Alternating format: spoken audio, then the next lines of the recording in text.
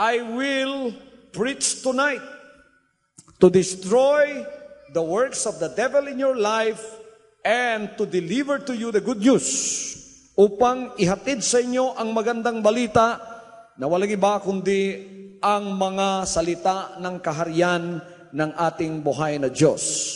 Sinabi ng Panginoon dito, and He spake a parable unto them to this end, that men ought always to pray and not to faint, saying, there was in a city a judge which feared not God, neither regarded man. And there was a widow in that city, and she came unto him, saying, avenge me of mine adversary. And he would not for a while, but afterward he said within himself, though I fear not God, nor regard man, yet because this widow troubleth me, I will avenge her, lest by her continual coming she weary me. And the Lord said, hear what the unjust judge saith, and shall not God avenge his own elect, which cry day and night unto him, though he bear long with them? I tell you that he will avenge them speedily. Nevertheless, when the Son of Man cometh, shall he find faith on the earth. Hallelujah! Mas mabuti ang ating Panginoon. Sino sa inyo rito ang nananalangin at hindi pa kayo sinagot sa inyong mga dalangin? Alam ko, kahit di kayo nagtaas ng kamay, marami sa inyo ang dumalangin at hindi pa sumagot ang Panginoon sa inyo. Huwag kayong ma-discourage. Huwag kayong manlupaypay. Kailangan magkaroon ng pananampalataya at alamin ninyo kung ano ang ginagawa ng Panginoon. Alam ninyo kung anong ginagawa ng Panginoon. Sa pananampalataya, kailangang alam ninyo kung ano ang nangyayari. Pagka dumalangin ka, ang dalangin mo dinadala sa harapan ng buhay na Diyos. Ngunit dito sa bandang kalawakan, dito sa kalagitnaan ng mundo at ng langit, tinatawag na stratosphere. The atmosphere and the stratosphere, nasa kalawakan na yan, merong maraming masasamang espiritu na nagbabantay sa mga taong nakatira sa bawat syudad. The devil's organization is like the organization of a well-organized army. Hindi mo lang nakikita. Pero sa mga demonyo, meron din general, meron ding mga colonel, meron ding mga captain, major, mga ranggo ng demonyo yan, at marami silang private. Ngayon, organisado yan. At bawat syudad, ang kanilang pinakapuno na si Lucifer, si Satanas, merong ina-assign na tagapamahala sa bawat lugar. Halimbawa, Takurong. Merong tagapamahala sa Takurong na demonyo, tinatawag na Prince of the Power of the Air of Takurong. Ano ang gawa ng demonyong yan? That demon sees to it that he obeys the commandment of Lucifer to him. Ano ang utos ni Lucifer sa mga demonyong kanyang ipinapadala? They see to it that darkness abounds in that place or in that city. Kailangan mapanatili nila ang kadiliman. Ano ang kadiliman? Ang kadiliman, walang iba kundi ang kasalanan. Drugs, upang sirain ang utak ng mga kabataan at tao. That is the power of the devil to destroy. Sa kanila galing yon. Silang gumagawa ng shabu. Bisyo to destroy your body is not of God, it is of the devil. The Bible tells us that the thief came forth to steal, to kill, and to destroy. But the Son of God came to give life, life more abundantly. Hallelujah! Yung demonyong nagbabantay na yon, he sees to it that hatred abounds. Yung patayan, hindi sa Diyos yan. Gera, hindi sa Diyos yan. Yung hatred, yung alitan na hindi mapatawad, na pagka may kasalanan, magtatanim ako ng kawayan, hindi ka dapat tatawarin. Sabi ng demonyo, kailangan ipagpatuloy yan upang ang alitan ay magpatuloy. So may patayan. Murder is not of God. Rape is not of God. Hallelujah! Ito ang kadiliman na kailangang magpatuloy. Sugal na nakakasira, hindi sa Diyos yan. Pagkatapos karamdaman, mga kanser, mga tumor, lahat ng sakit sa katawan, sa tiyan, sa atay, sa baga, sa puso, itong lahat ay dala ng mga masasamang espiritu na ipagpatuloy so that misery and suffering and pain continues. Sapagat ito ang gawa ng demonyo. Ngayon, ano pang kanilang ministry? Ang ministry nila na ang lahat ng mga anak ng Diyos na dumadalangin, ang kanilang mga dalangin ay hindi makakalusot sa langit. Tingnan ninyo, pagka kayo dumalangin, merong mga demonyong sumasalo sa dalangin nyo, kumukuha. Pagkatapos mga kapatid, hindi papasok sa langit yon sapagkat sila ang humaharang. Pagkatapos hindi masagot ang dalangin nyo, lalapitan kayo ng demonyo at sasabihin, sinungaling ang Diyos mo. Tingnan mo, matagal ng panahon, hindi ka pa sinagot. Umalis ka na, huwag ka nang manampalataya. Tapos manlulupaypay ang pananampalataya mo, maaalis ka sa Panginoon at hindi mo na siya kikilalanin. Tatawa ngayon ang demonyo sa iyo. Ngayong gabing ito, I want to open your eyes to some spiritual fact that I would like to reveal to you. So you will know what's happening. When you pray, your prayer ascends to heaven right away.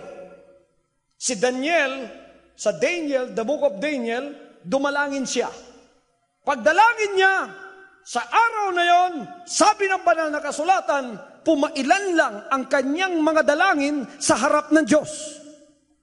Pagkatapos mga kapatid na pumailan lang, sabi ng Diyos, magpapadala ko ng anghel. Alam niyo nagdadala ng kasagutan mga anghel? Anghel. Ang natin mo sabing anghel. Alam niyo mga anghel, mga manulunda, mga manugtunda, ang nagdadala ng ating mga dalangin. When God wants to heal you, He sends an angel of healing to you. Ngayon, ang sagot, dala-dala ng anghel. Lumipat na siya papunta kay Daniel. But the Bible tells us in the book of Daniel that the prince of the power of Persia, yung prinsipe ng kahanginan sa Persia, dumating. Hinarang ang anghel na nagdadala ng sagot para kay Daniel. Hinarang siya. Alam niyo ilang araw naharang yung anghel? 21 days. 21 araw. Nakipaghamok siya doon sa kalawakan. Hindi alam ni Daniel yon. Ngunit si Daniel hindi na-discourage. 21 days, naghintay si Daniel. Hinintay niya. After 21 days, ang angel na nagdala ng kasagutan, tinulungan ni Michael, the archangel. Pagkatapos nakalusot siya, at sinabi niya kay Daniel, Daniel, pasensya ka na, sapagkat nabalam ang aking kasagutang dala-dala para sa iyo. 21 days, sapagkat hinarang ako.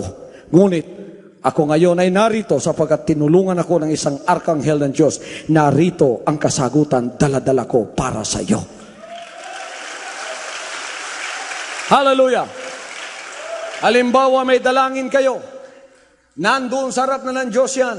Dumating na ang anghel na ipinadala ng Panginoon para sagutin ka. Huwag kang aalis. Huwag kang manlupaypay. Huwag kang manlamig. Magpatuloy ka kahit hindi mo pa tinanggap ang kasagutan. Ang Diyos nalulugod sa iyong mga dalangin. Ngayon, tingnan ninyo. Kung si Daniel umalis doon sa kanyang dalangin at na-discourage siya, pagdating ng anghel, wala na si Daniel doon. babalik ang anghel at sasabihin sa Panginoon, wala na po yung taong nanalangin at hindi ko na maibigay sa kanya ang kasagutan, kaya't ako'y bumalik na lang. Kayo, maraming dalangin, hindi pa nasagot. Ang Panginoon natin ay mayaman. Sinong kinakailangan ng pera? Pambayad ng utang.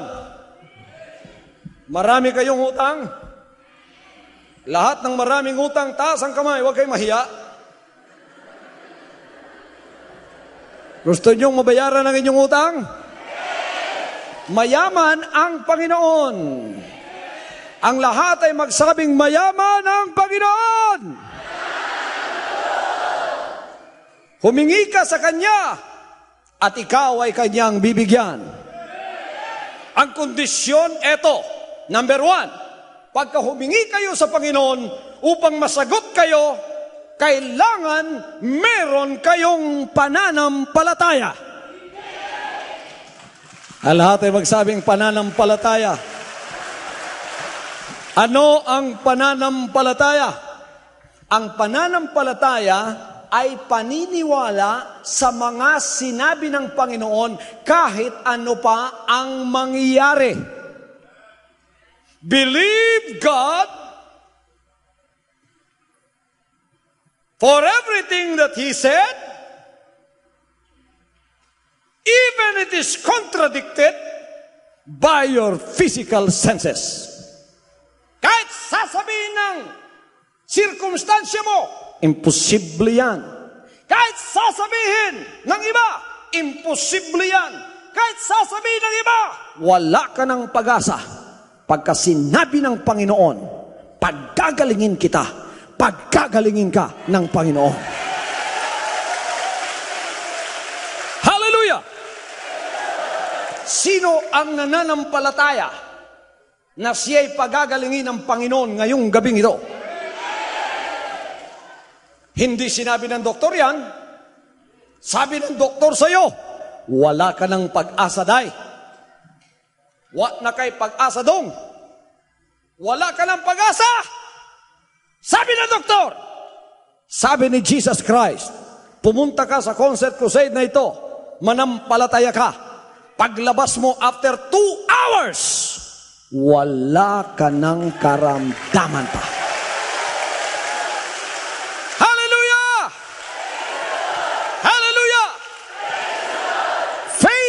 Is taking God at His Word. Kaya sabi ng banal na kasulatan, faith is the substance of things hoped for, the evidence of things not seen. Ebidensya ng mga bagay na hindi nakikita. Sino na ang nakakita sa langit? Taas ang kamay. Sinong naniniwalang may langit? Sinong nakakita sa Diyos? Sinong naniniwalang may Diyos? Sinong nakakita ng hangin? Sinong naniniwalang may hangin?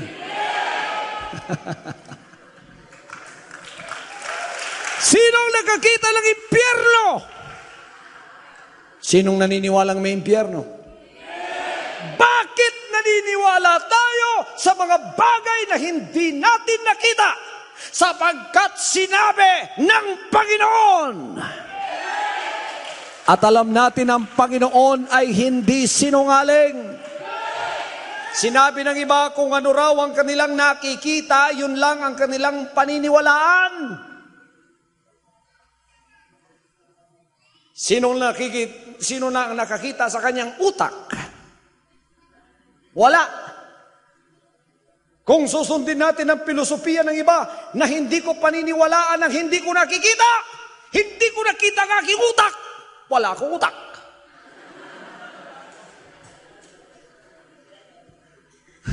Sinong naniniwala na meron siyang utak? Hallelujah! Hallelujah! Evidence of things not seen.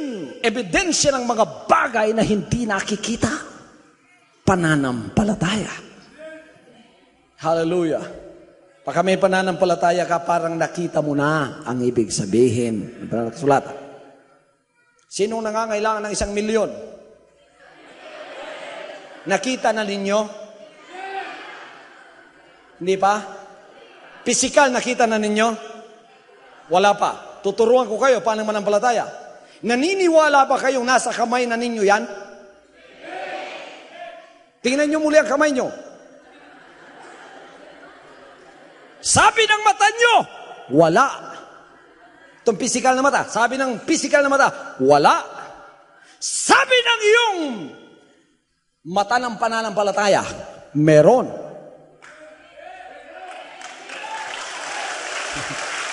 Hallelujah. Sino dito ang gustong gumaling ng kanyang karamdaman? Sakit sa puso, sakit sa cancer, tumor, ano dyan? Sabi ng iyong katawan at pakiramdam, may sakit ka. Sabi ng iyong mata ng pananampalataya, wala ka ng sakit. Sinong paniniwalaan mo? Ebidensya ng mga bagay na hindi nakikita. That is how God operates. He operates by faith. Faith is calling those things that are not as though they are. Sino walang bigas? Wala. Wala akong bigas! Hindi ko nakikita! Tawagin mo. Isang sakong bigas, lumipat ka sa bahay ko. Pagdilat ng mata mo, kahit hindi nakikita ng pisikal, nandito na. Sabi ng pananampalataya, nandito na. Sooner or later, your words are going to have power, and they will do exactly as you have said. Kaya sabi ni Jesus Christ, kung may pananampalataya ka, kasing laki ng butil ng mustasa, utusan mo, ang lahat ay magsabing, utusan mo ang bundok ng matutom at sabihin, lumipat ka sa takurong, gagawin ng sinabi mo. Hallelujah! Hallelujah! Sooner or later, what you have said will happen. That's faith. That's faith. That's faith. Bakit ikaw nasa karukhaan ngayon? Kasi nung nasa kasaganaan ka pa, naniwala ka na sa puso mo na darating din ang panahon, magiging dukha ka. Kaya natatakot ka. Darating ang panahon na kinatatakutan ko. Baka ako'y mamulubi. Dumating nga sapagkat sinabi mo na. Ngayon ikaw nasa pangangailangan, sabihin mo ang mga bagay na kailangan mo. Sabihin mo, darating ang araw na ako'y pagpapalain ng pagpapala na ibubuhos ng Panginoon na walang sukat na lugar na kalalagyan. Jesus Christ, the Word of God says, I will pour out a blessing. There shall not be room enough to receive it. Wala nang lugar na kalalagyan. Sino ang naniniwala na tatanggap siya ng pagpapala na walang silid na kalalagyan? Hindi pa ninyo nakikita yon, pero naniniwala na kayo. Kaya pag uwi sa bahay nyo, palakihin ninyo ang mga kwarto ng bahay nyo.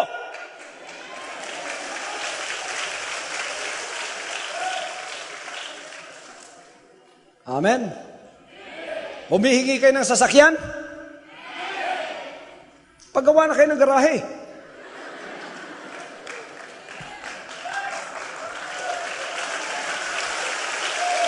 Hallelujah!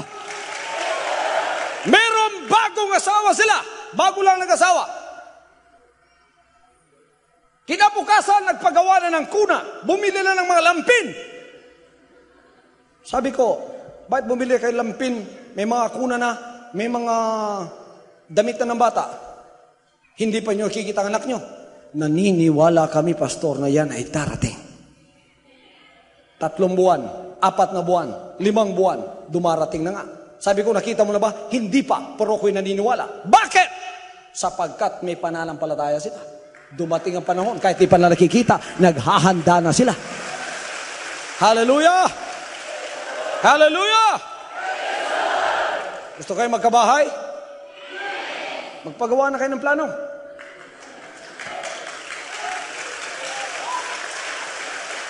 Sasabihin mo, Pastor, wala akong pera. Huwag mong sabihin yan. Sabihin mo, pagka nagpagawa ko ng plano, ang pera susunod na lang. I don't know where God will take it, but it will be taken from somewhere. God is going to take it from nowhere to honor your faith. Kaya magkakaroon ng milagro sa buhay mo. Marahil sabi mo, imposible ito. Sinabi ng banal na kasulatan, with man it is impossible, but not with God, for everything is possible with God. Tingnan ninyo mga kapatid, this is how God operates. I want you to know how God operates. He takes things from nowhere and they will materialize somewhere. Tinatawag niyang mga bagay na hindi nakikita, parang naroroon na. Kaya kayong malulungkot ngayon dahil kayo ay may problema, magsaya na kayo at kayo'y manampalataya na nasolve na ang problema nyo.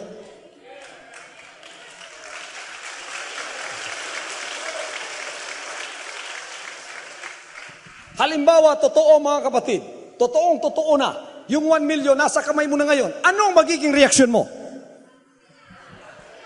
Ano? Masaya? Masaya, di ba? Ngayon, pwede nang mapa sa kamay mo yan kahit hindi mo pa nakikita sa pamamagitan ng pananampalataya.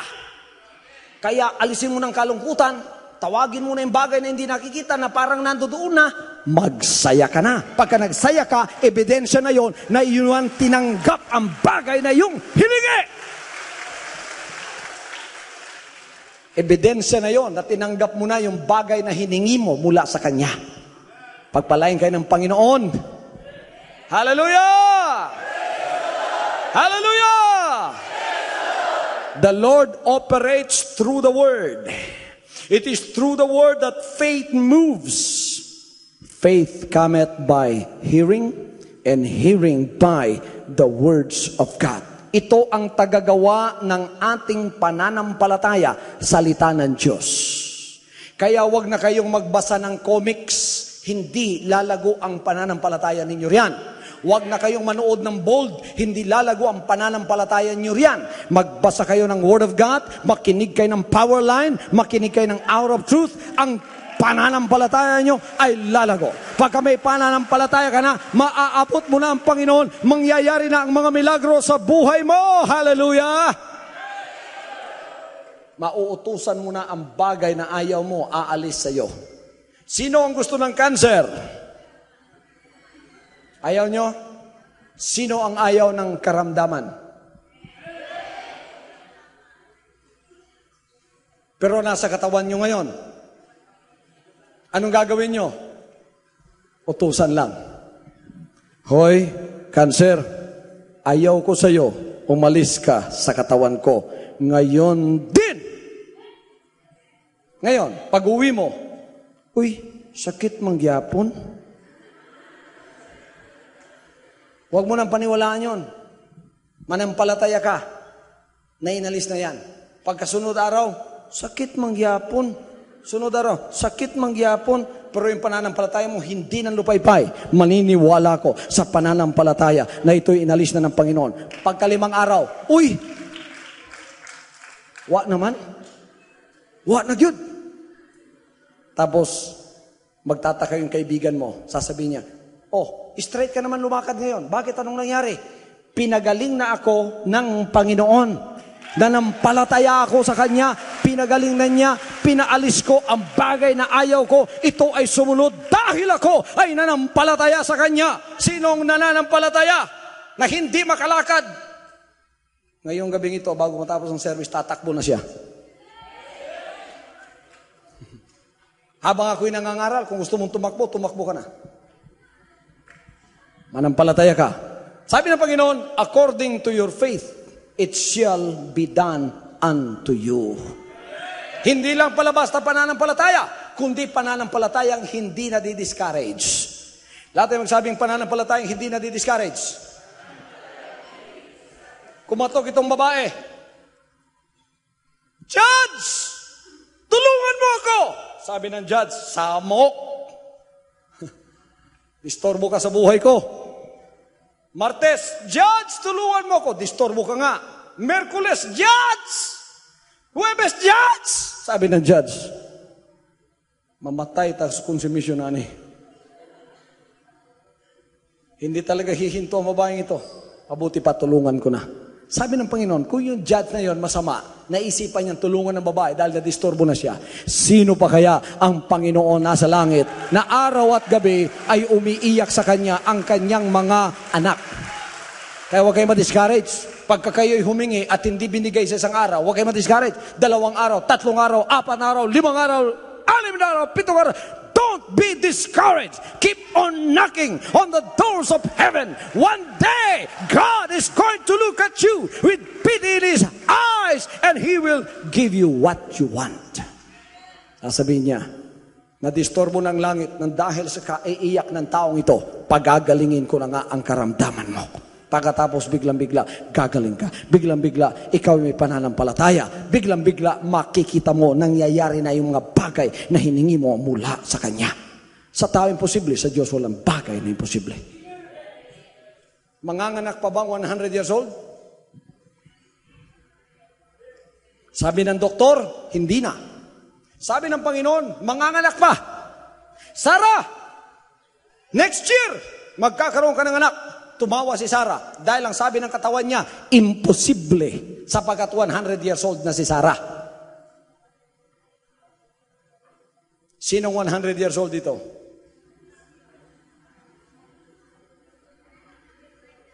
Ayun, parang si Sarah nga ang mukha. Tumawa si Sarah! Bakit? Sabi ng kanyang katawan, imposible. Sabi ng kanyang mata, imposible. Sabi ng kanyang mga kamay, imposible. Ngunit sinabi ng Panginoon, pagka siya nagsalita, walang bagay na imposible. Next year, the same time, the same day, the same year, next year. Dumating ang isang taon, si Sarah ay nanganak ng isang batang lalaki. Ang pangalan ay Isaac. Natupad ang lahat ng sinabi ng ating Panginoon. Luke chapter 5. Si Pedro, nangingisdat na mamalakaya, alambat nila inuhulog, araw at gabi, walang nakuha. Sabi ng Panginoon sa kinaumagahan, Pedro, pumalaot ka ng konti, ilaglag mo yung lambat mo. Sabi ni Pedro, Lord, our circumstances and situation tells us there's no fish in this area. We have fished and toiled all night. Kami ay mga veteranong fishermen, wala kaming nakita dito, walang isda dito. Sabi ng experience namin, walang isda dito. Sabi ng katawan namin, walang isda dito. Sabi ng utak namin, walang isda dito. Sabi ng mata namin, walang isda dito. Ngunit dahil sinabi mo, ang lahat ay magsabing, ngunit, dahil, sinabi mo, sinabi mo, sinabi mo, we will let down the net. Hinulog. Pagkatapos mga kapatid, hinugot. Ilan? 153 na bariles ang kanilang nakuha. Nagkabutas-butas ang kanilang lambat. Ganyan kamakapangyarihan ang salita ng Diyos pagka ating pinaniwalaan sa ating buhay. Kaya huwag kayong mawalan ng pag-asa sapagkat ang pananampalataya ay may pag-asa. Bakit may pag-asa? You don't know when the Lord will answer you. That's why it is sooner or later. But the hope is there. Faith is the substance of things hoped for. Pagka mayroon kang hope, yun ang substance ng hinihingi mo. Isang araw, mapapasayo na. Pananampalataya. Mahalaga yan.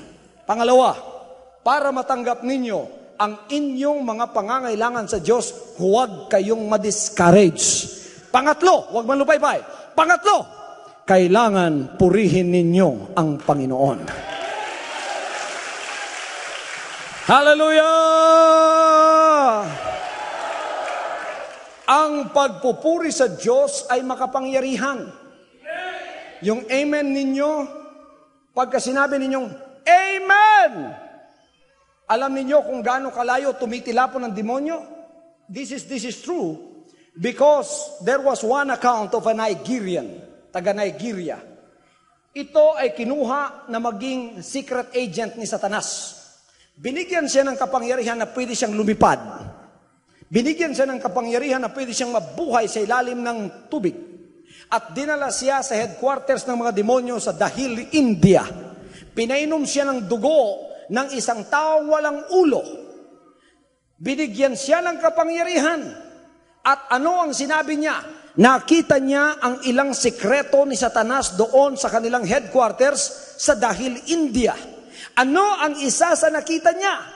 Sabi niya, ang mga praising ng mga anak ng Diyos, kahit saan sila, Amerika, Pilipinas, Canada, pagka sila'y nagpe-praising, malakas na lindol, kulog at kidlat yan sa headquarters ng demonyo doon sa kanilang pinagtitipunan sa Dahil, India.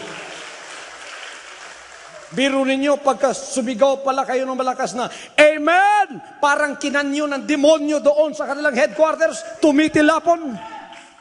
Kaya, sa ang lugar na malakas ang mga pagpupuri, hindi mapasukan ng demonyo. Hindi sila makaporma na makapasok upang manlupaypay ang pananampalataya nyo. Kaya ang demonyo pagka nakapasok sa isang paglilingkod, ang unang kinukuha ay yung lengguwahe ng inyong pananampalataya. You know, language has a faith. Faith has a language. And the language of faith is praise and worship. Ang lahat ay magsabing, the language of faith is praise and worship. Ang unang kukunin niya sa iyo at nanakawin yung pagpupuri mo. Alam niyo kung anong sikreto niyan sa Espiritu sinasabi? God dwelleth in the midst of the praises of His people. Naninirahan ng Diyos sa kalagitnaan ng pagpupuri ng kanyang bayan. Isang araw, pumasok siya sa Jerusalem. Ang ingay ng mga tao, Hosanna! Hallelujah! To the name of the Lord! Sabi ng mga Pariseo na hindi sanay sa malakas na pagpupuri. Sabi ng Panginoon, pahintuin mo nga ang mga disipulo mo. Ang ingay-ingay nila. Sabi ng Panginoon, kung pahihintuin ko sila, alam ninyo kung sinong sisigaw ng papuri sa akin? Itong mga bato na nasa gilid ng daan, sisigaw sila at sila ang pupuri sa akin. Mga anak ng Diyos, kailangan hindi mawawala ang papuri sa inyong mga bibig sapagkat yan ay tanda ng inyong katagumpayan. Purihin mo ang Panginoon. Bawat praise the Lord, may pagpapala na dadaloy sa buhay mo. Bawat hallelujah, bawat amen, bawat clap offering, yan ay mayroong malaking pagpapala na tatanggapin mula sa Kanya. Hallelujah. Lahat ay magsabing, praise the Lord. Praise the Lord. Hindi ko narinig. Praise the Lord. Ano kaya nangyayari sa headquarters ng demonyo ngayon? Tumitilapon silang lahat. Itong lahat ay nangyayari sa spirit world. Hindi nakikita ng inyong mga mata.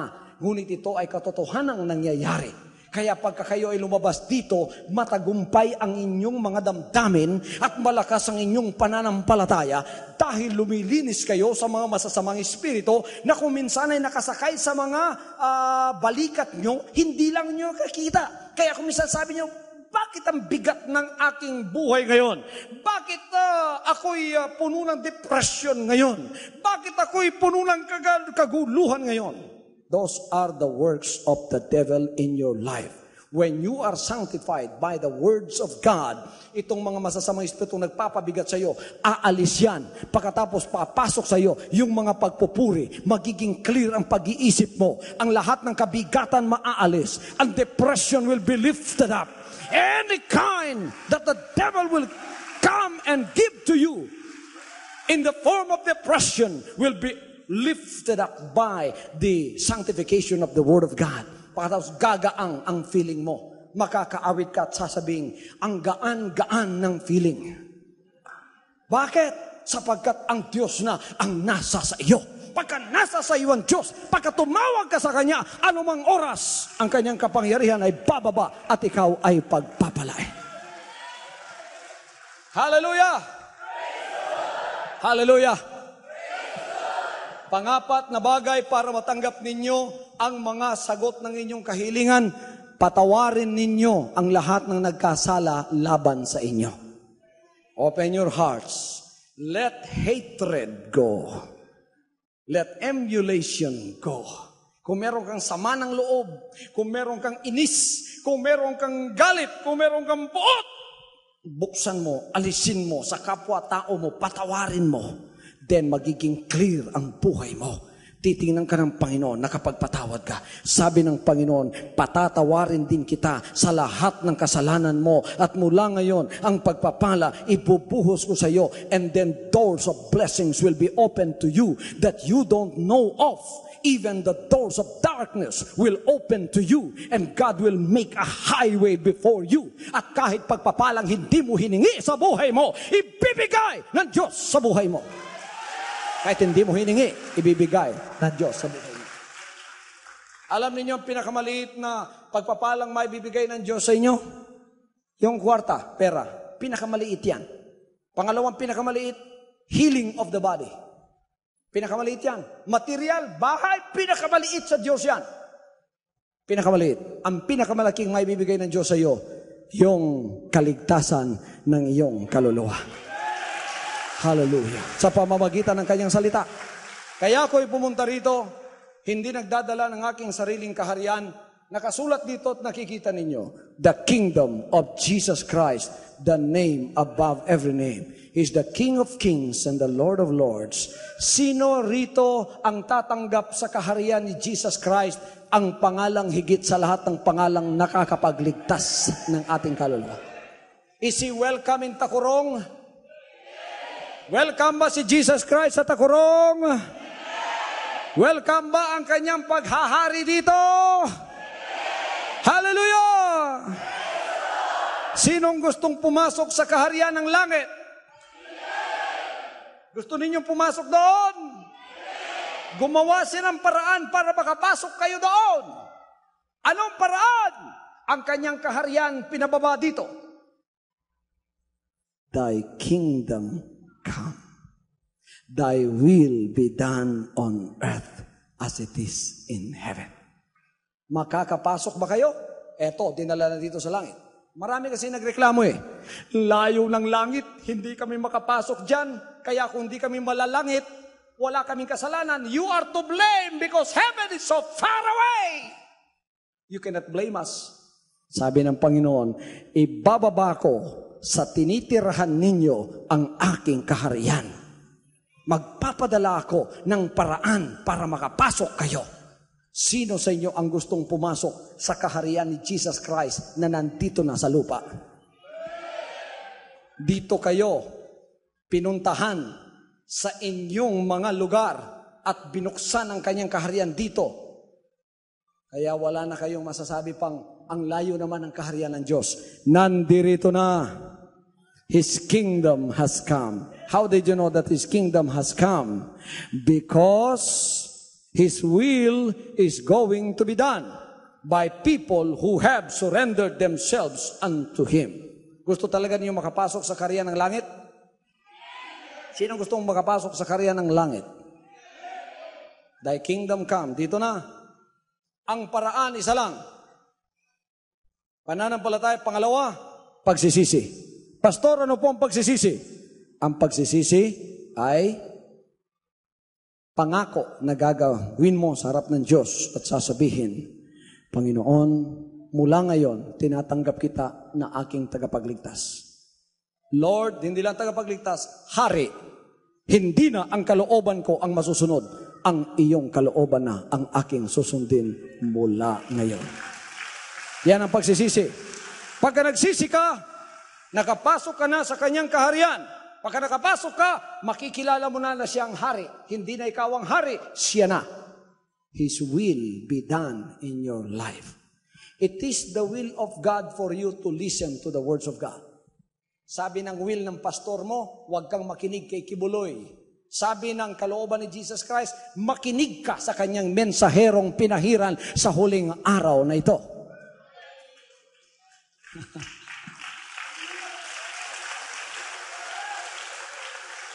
Sabi ng kalooban ng Diyos, magbigay ka ng tithes. Sabi ng kalooban mo, huwag kang magbigay. Sino ngayon ang susundin mo? Kung siya na ang iyong hari, natural, si Jesus Christ ang susundin mo. Sapagkat pumasok ka na at nangako, not my will, but thine be done. Obedience is the subject that the Lord taught us when He came to earth. Because He was the one who first was made as an example to us. When He, the Father, had commanded the Son to come, and the Father said, you must drink this bitter cup. What's the bitter cup to be drunk by the Lord? It's the cup of Calvary. It's the death on the cross. It is that shameful death on the cross that must be the bitter cup. But the flesh of Jesus Christ said, let this cup pass from me. But because He knew that He was teaching us a lesson, His Spirit overwhelmed the will of the flesh. Anong sinabi niya? Not my will, but thine be done. Not my will, but thine be done. Ang lahat ay magsabing, not my will, but thine be done. Hindi na ang kalooban ko. Hindi na ang kalooban ko. Kundi ang kalooban mo ang mangyayari sa buhay ko. Amen. Ang demonyo natatakot sa mga salita ng Diyos. Ang problema mong daladala, hindi sa iyo yan, sa Kanya yan. Yan ay aalis sa buhay mo sa mga sandaling ito. Alam ninyo kung kanino binibigay ang pagpapala? Panglima, bago ninyo matanggap ang pagpapala, paano? Panglima na bagay. Kailangan ikaw ang interesadong lumapit upang tanggapin ang pagpapalang yan. Hindi pipilit ng Diyos sa iyo ang pagpapala. Sinong naniniwala ang langit ay makapagliligtas? Sinong naniniwala na ang langit ang kaligtasan? Sinong naniniwala na ang pagsunod kay Jesus Christ ang siyang kaligtasan? Sinong naniniwala na ang Word of God ang siyang daan ng inyong kaligtasan? Dapat mga kaibigan at mga kapatid, ang 5 palatandaan para matanggap mo ang kanyang kasagutan, willingly, voluntarily, ikaw ang lumapit at tanggapin ito. Hindi ipipilit ng Diyos ito sa mga ayaw. Siguro, tulad ng isang kabayo, madadala mo sa tabi ng ilog, pero kung ayaw niyang uminom, hindi siya iinom. Ganon din naman sa pagtanggap ng pagpapala. Eto, sabi ng Diyos ang pagpapala, pero kailangan ikaw ang tumakbo at tanggapin mo sapagkat hindi ipipilit ng Diyos sa iyo ang pagpapala kahit ito ay alam niyang kailangan mo. Kailangan ikaw ay interesado. You can be interested and you can be sincere. Sincerity is one of the conditions to receive the power of God. Sincerity is one of the conditions to receive an answer from God. Kailangan ikaw ang may interest na tanggapin ito sa buhay mo. If there is anything that God hates, it is forced worship. Hindi ipinamimilit ng Diyos ang kanyang mga pagpapala.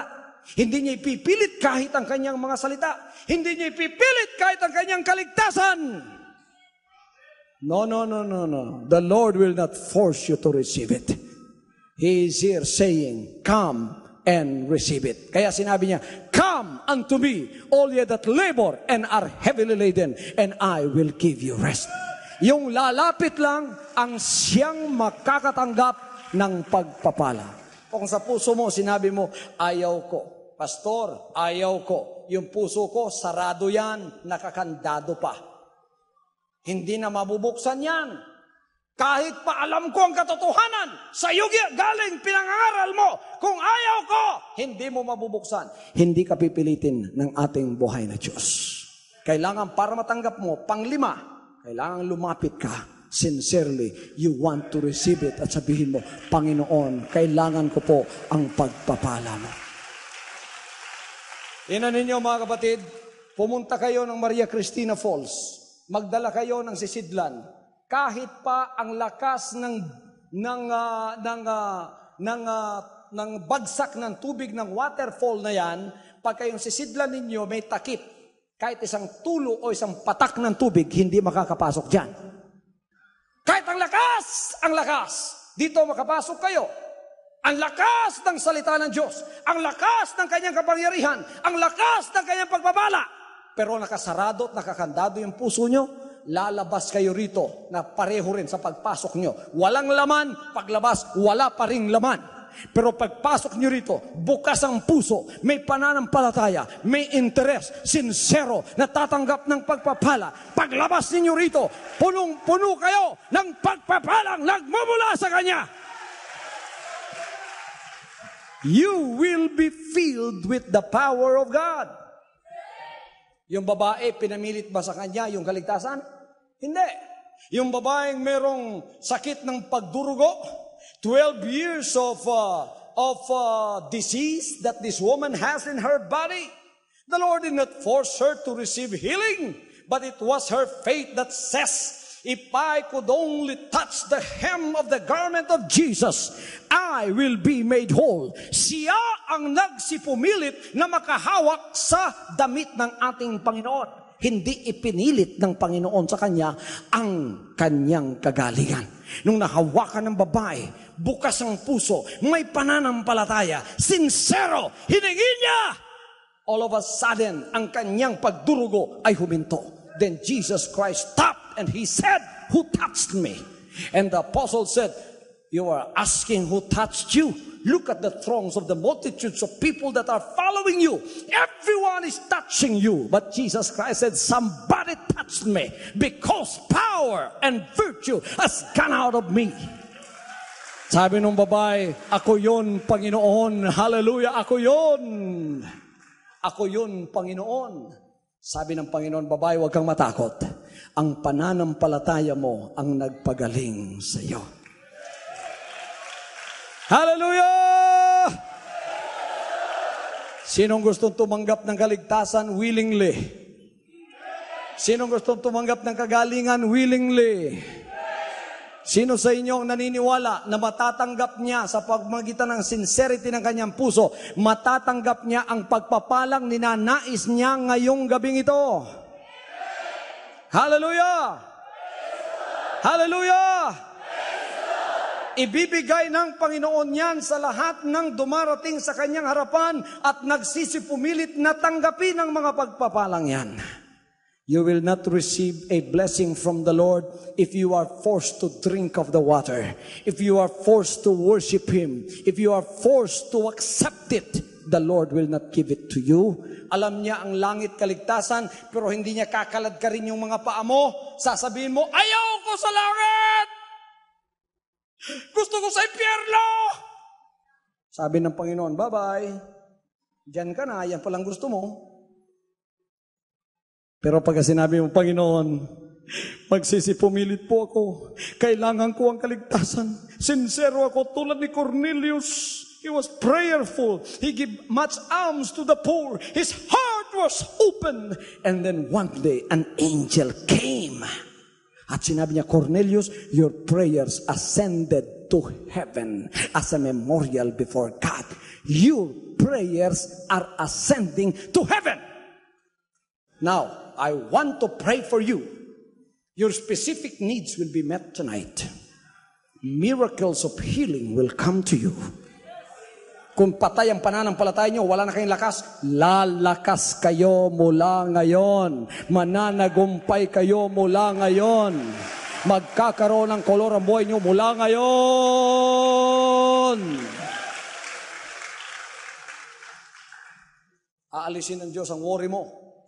Alam ba ninyo na hindi problema ang nakakatanda sa tao? Alam niyo kung nakakatanda sa tao? Pag-aalala. Everybody says, worry. Makes me 20 years older than my real age. Worry. Worry.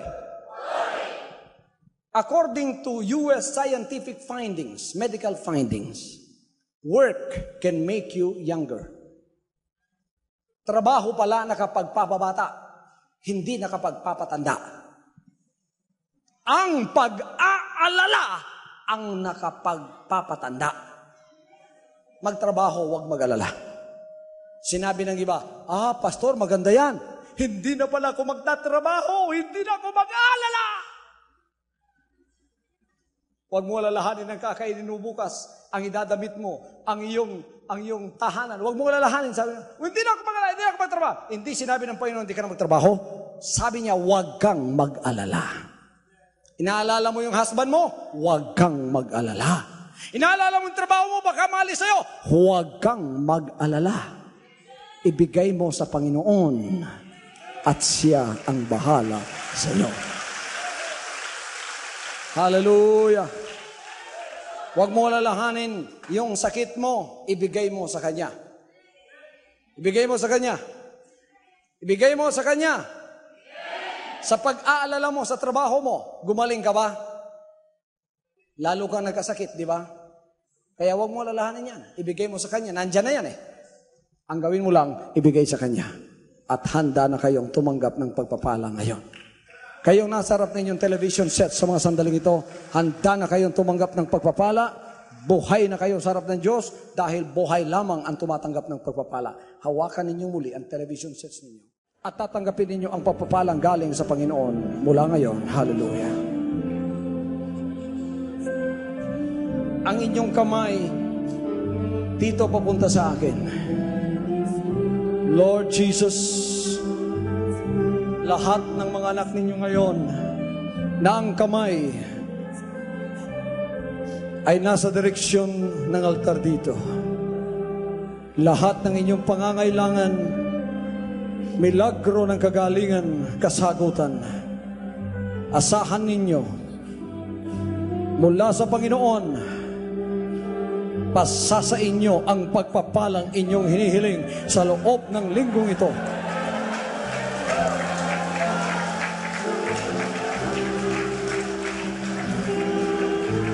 Hallelujah. Magtatagumpay ka, anak ng Diyos. Ikaw na may sakit na pumunta rito, madadama mo, magaling ka na sa mga sandaling ito. You are healed. Lakasan mo ang loob mo. Huwag kang manupaypay. Huwag kang mawala ng pag-asa. Mananagumpay ka sa iyong problema na pinapasan ngayon. Hallelujah.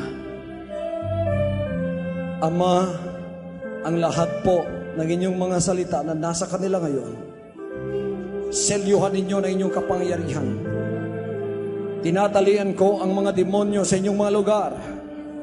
Tinatalian ko ang mga prinsipe ng mga demonyo sa inyong mga lugar. Walang haharang sa mga dalangin ninyo. Mga anghel na nagdadala ng inyong mga kasagutan, darating sa inyong mga pamamahay.